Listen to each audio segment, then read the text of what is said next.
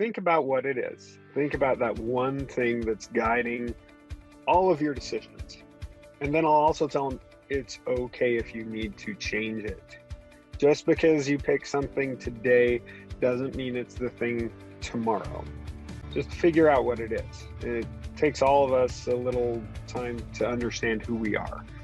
And I mean, one of the things that I learned this last year is you can't attempt to take care of others until you're taking care of yourself. Welcome to Grow Think Tank.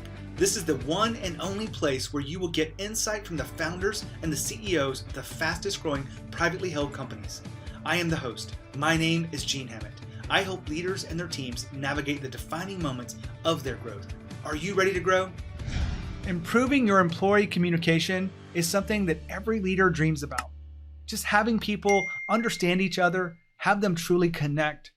And how do you do that? Well, there's a lot of different ways and a lot of different techniques, but I'm going to share with you today a very simple way to do it. It really is about understanding the core values of that person, how they see the world, how they see themselves, and what they really do get a charge from. Today, our special guest is David Danzig. He is the founder of Cosset. Cosset is a bath bombs company. They've exploded over the last few years, and they've made the ink list twice. They are a fantastic company. And what we talk about today will really give you some tools that you can use inside your own leadership. Now, you may be resistant to this because you may think it's touchy-feely, but imagine that you have the words that unlock attention and unlock connection. And those words are right there at your fingertips. If you have this work and you're really intentional about understanding someone's personal core values, you can unlock that. And we're going to share with you exactly inside this episode. Let me pause here for a second. I'd love to share with you some of the details about what's going on lately to help you be a stronger leader and help you really make the impact that you want to within the organization. We have something called Fast Growth Boardroom. Now, this is a peer-to-peer only for Inc. level companies. So you must be a founder, CEO, or president of an Inc. level company. Now, what is it? Well, we get together and really support each other in our own evolution. You want to lead by example, we help you improve that. You want to improve your culture, we want to help you navigate the virtual working world. All of those things, we come together in peers and support each other. Now, what makes this really different is it's only for fast growth companies. So if you're not on the Inc. 5000, it doesn't apply to you. But if you are on the Inc. 5000 and you would love to get the support of other founders, you'd love to get the support of a private coach, all that can be combined together inside a Fast Growth Boardroom, where you have trusted advisors to help you grow as a leader, help hold you accountable to some of the things that you're working on, and really support you as the company grows through all the chaos of fast growth.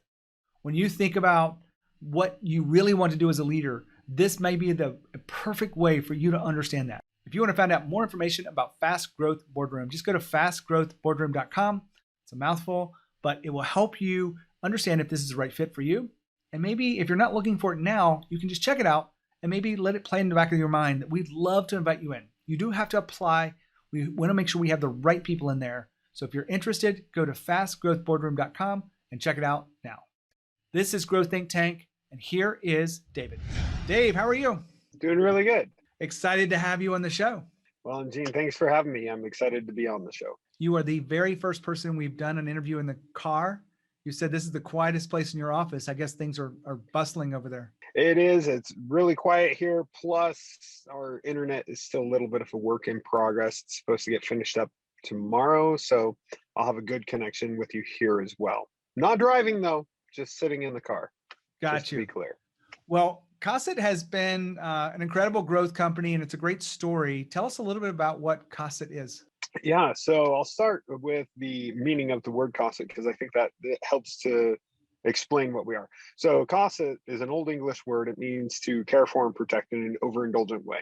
And so for me, one of my big core values is actually making a difference. And so as I thought about what I was going to do and where we were going to go, it was what could be something that would actually make a difference in people's lives? And then how would that difference actually give us a competitive advantage? And so we make bath bombs. That's what we're really, really good at. But they aren't just bath bombs. Every single bath bomb we make is a therapeutic bath.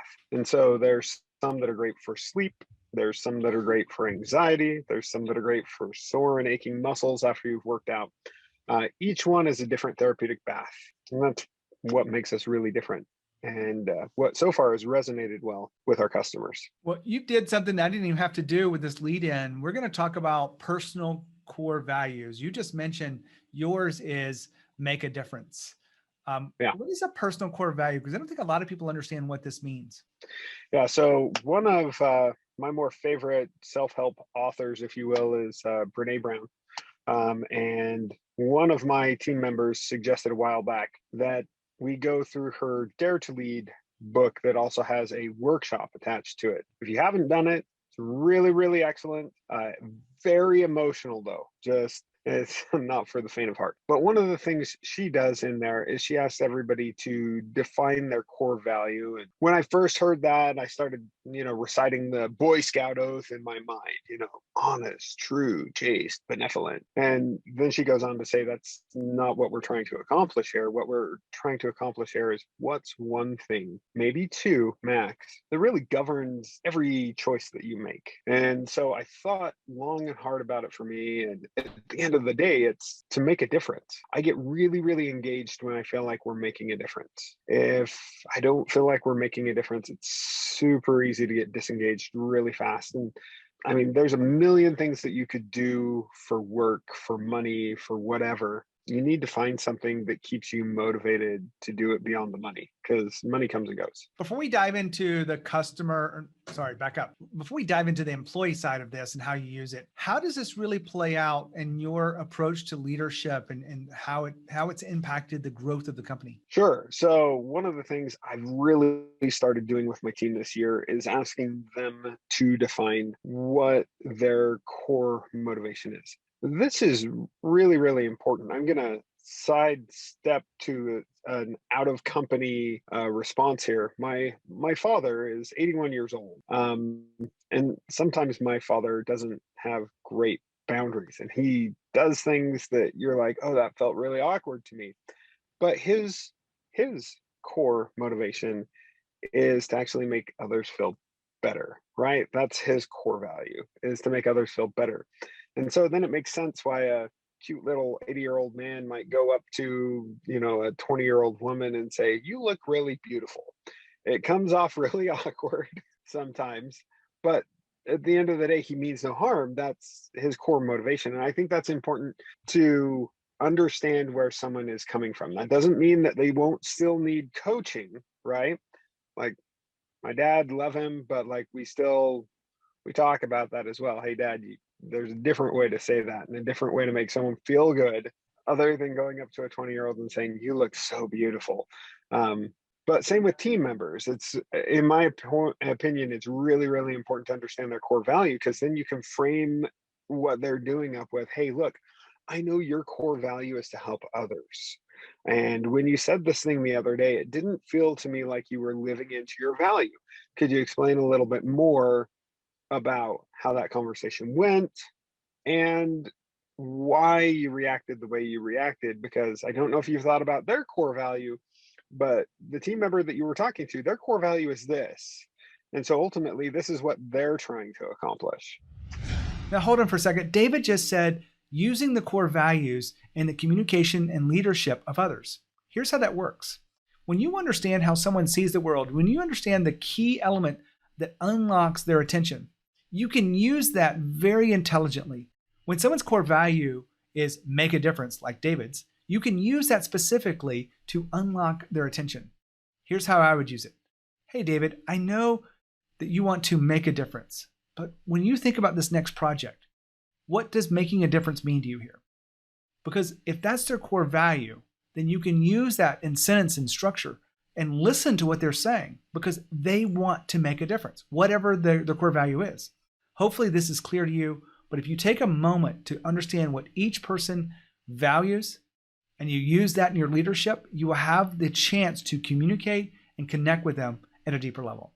Now back to the interview with David. I love the story actually, because I could just imagine sometimes that can probably get a little creepy. And sometimes it's meant to be, it's always meant to be very sweet. But when you are using these core values inside of leadership, you actually help your employees figure out what their core value is. We try to. Of course, I'm not like, hey, here's a list, pick. It's like, think about what it is. Think about that one thing that's guiding all of your decisions. And then I'll also tell them it's okay if you need to change it. Just because you pick something today doesn't mean it's the thing tomorrow. Just figure out what it is. And it takes all of us a little time to understand who we are. And one of the things that I learned this last year is you can't attempt to take care of others until you're taking care of yourself. It doesn't work. You can try and try, but you've got to make sure that you've carved out that time to make sure that you're building you before you can work on building someone else. And you can't really even build someone else. You can just ask them questions that help them to understand where they choose to go. One of the most powerful things I see around this approach is using it in conversations. You would just gave us the example of using someone's core value. I know this is how you see the world, because that's really what a core value is, how you see the world and how you want to play into it, is my definition. But are people using it amongst themselves, not just you, but are your managers using this, or your frontline employees using this personal core value? We would certainly hope that they would, right? I think it's really important. Give you another example. The other day, I had a team member who was really frustrated with one of our maintenance people because one of our bathrooms has smelled really terrible since we moved into this new facility. And I found out that there was a broken toilet. It's easy immediately to connect the two. Broken toilet, bad smell. This is why it's smelling poorly. I find it's really, really good to go slow and gather information anytime you're doing anything, right? So we didn't. We went a little bit fast and we're like, you're going to fix this tomorrow morning, because it was the team member who should have fixed it. And then I went and searched, and there's no way that smell could have come from that toilet, right? So everybody had kind of jumped the gun with this team member, thinking they just want to do what they want to do, right? They don't want to support me. They're not even living into their value. They're not part of the team. We hear this all the time, right? Like, this person's not a team player. They're just doing what they want to do. He had in his mind that this was not the problem for that. And quite frankly, did not know how bad the problem had gotten. And so figured it wasn't a big deal to get that smaller item fixed, because it wouldn't have been the source of the problem. It left everybody else feeling really unsupported and unloved, and like they didn't care. Like, their core value was to do whatever they wanted to do instead of actually help the team. So I think you asked, do you find them using it? I think it's important to, when you have an experience like that, come back, take a step back and say, so let's look at it. Like, what is this person's core value? Like, the reason why he's in maintenance is to actually make sure everybody has what they need.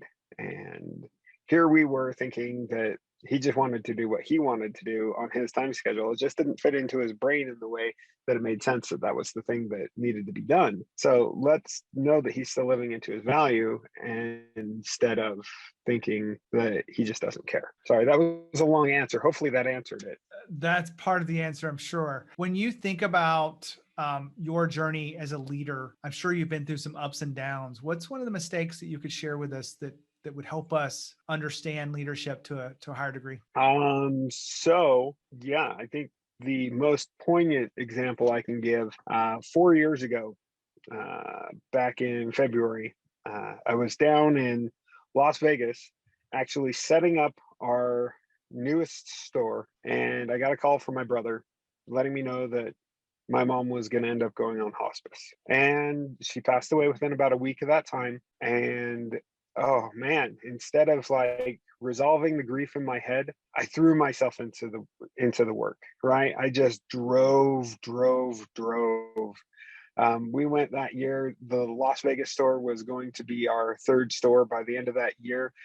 We had, if you include our carts, 8 brick and mortar stores, and we had started setting up grocery stores. And I mean, I just drove. I just kept going. And the reality was, I was just working through my grief of losing someone so critical to me. I didn't stop and pause for 1 second to consider anyone around me, how they felt, what was happening to them, how I was breaking them, right? And, you know, the thing is, when you go through something like that and you just drive and you work through the grief, right? I had a lot of people who actually left during that time because well, they loved me and cared about me. The damage I was doing on my end, driving, made it intolerable for them to stay. Since then, some of them have come back, which I'm really, really, really grateful for because I'm a big fan of like keeping good relationships. But I think that's something where we're all going through different things, right? We're all going through different phases in life, and sometimes we just throw ourselves at something, and you can end up breaking everything around you. I want to really get really clear on what the lesson you learned through that is and how that applies to your leadership today. The big lesson that I learned from that was you need to be aware of your surroundings and your support team. You're not an island. So, as much as you wish something to be, you can certainly drive, but it's important to make sure that if you're driving the bus, there's still some people in the bus. And I mean, say, hey, because there are times as a leader where essentially you're saying, look, we're driving this bus to this destination. First off, does everybody feel comfortable with the destination we're going to? Yeah. Does everybody understand it's going to be a really long bus ride? Yeah. Has everybody used the bathroom? Yes. Perfect. All right. Let's make sure we're all signed into this, because the reality is once we start down this road, we need to finish this road. And so I think that was the big thing for me, is to really understand how to get buy-in from my team and make sure that they took the ride with me. Now, hold on for a second. David talked about getting buy-in from others. As a leader, you want to make sure you get buy-in from others. How do you do that? Well, one way is to create a framework around how you communicate where we're going as a visionary. You want to make sure that they not only understand where you're going, but also why. That why will give them context to why this is important, why we must make a change here, why we're doing something different than before. You want to make sure that you pause enough to get buy-in and not just barrel through it. You don't want to be the bull in the china shop. You want to be very meticulous and intentional about getting people aligned together. Your job as a leader depends on everyone feeling that sense of buy-in and moving forward together, not individually. Back to David. I can so relate to getting buy-in with the team, because if you fail to do that, it can cause a lot of frustrations, not just lost team members, but lost direction and lost kind of culture elements. So I really appreciate you sharing that with us, David. I am kind of curious, as we wrap up today's message around leadership, what is the one area where you're growing as a leader right now? You know, my big thing over the last year, I worked on me. And as I worked on me, I think one of the things I told you on the last call, I weigh about 100 pounds less this year than I did last year. So I did a lot of work on me. And as I did that work on me, I realized how critical it is for my team members to work on them. And it's not something that you can tell someone to do, right? You can certainly provide an example. You can make sure that you've done it yourself, and then you can provide a framework for somebody. But I think it's really important to, again, you really can't lead effectively if you're not going to lead yourself first. Well said, David. Thank you for being on Growth Think Tank to talk about leadership and culture in a fast growth world. I really appreciate it. Any final words? Biggest thing that I'll just say that I love to do, test and challenge everything, right? So make sure that you're tracking everything that's trackable, test it and challenge it, check the ego at the door. Just because you're excited about something doesn't mean that it's going to resonate with anybody. And ultimately, you need to do what others want instead of try to make this thing come out of nothing. Well, David, thank you so much. Let me wrap up today's episode just by talking directly to the audience about what did we tend to take into this? Well, this personal core set of values is something that you can actually use within your own company by creating a common understanding of each other. When you understand what someone values, the way they see the world, you can actually connect with them through that when you're empowering them, when you're delegating work, and when you're having difficult conversations. And It'll help you understand them, but it'll also help them understand you. If you think that you want to continue your evolution, if you will, of being a leader, then make sure you keep tuning in to Grow Think Tank. We're here to help you transform as a leader.